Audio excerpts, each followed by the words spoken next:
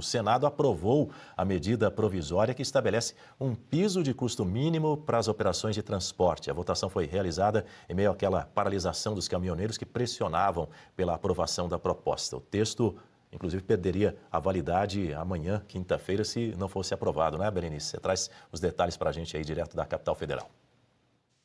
É isso, Daniel. E a gente preparou uma arte na nossa equipe maravilhosa aqui do Jornal da Oeste, primeira edição. Separamos uma arte para que a nossa audiência entenda melhor os detalhes do que muda, tá? O piso salarial, por exemplo, o acordo estabelece a manutenção do piso, mas sem a fixação de um valor nominal na lei. Os pisos salariais da categoria deverão ser instituídos por meio de acordos e convenções coletivas de trabalho. A regra vale para motoristas profissionais empregados que permaneçam fora da base da empresa ou de sua residência por período superior a 24 horas. Agora, com relação ao cálculo transparente do frete, a fórmula para definir o piso do frete ganha critérios mais claros e realistas. Ela deve obrigatoriamente considerar custos como combustíveis, pneus, lubrificantes, manutenção, salários, seguros e até o tempo gasto na carga e descarga. Pisos diferentes por tipo de carga, isso também é uma especificação que precisa ser detalhada. No caso, a ANTT vai poder criar tabelas de frete diferenciadas para entender as particularidades de cargas específicas, como containers, produtos refrigerados, frigorificados, entre outros. E, por último, tem o perdão das multas dos caminhoneiros que teriam aí participado dos bloqueios de rodovias depois das eleições de 2022. Isso é importante também, foi até algo que o deputado Zé Trovão defendeu bastante. E lembrando que esse trecho, contudo, segundo o senador Randolph Rodrigues, do PT, esse trecho deve ser vetado por Lula numa sessão do Congresso que deve acontecer só a partir de agosto.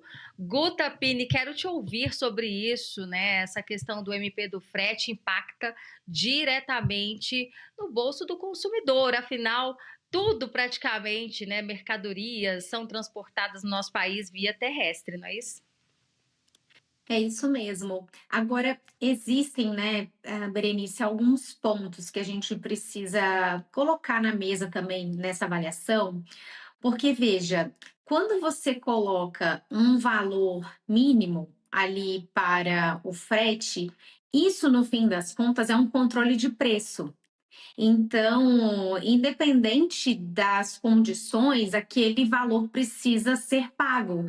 Quando, em regra, o preço ele é algo que surge como um sinal de oferta e demanda.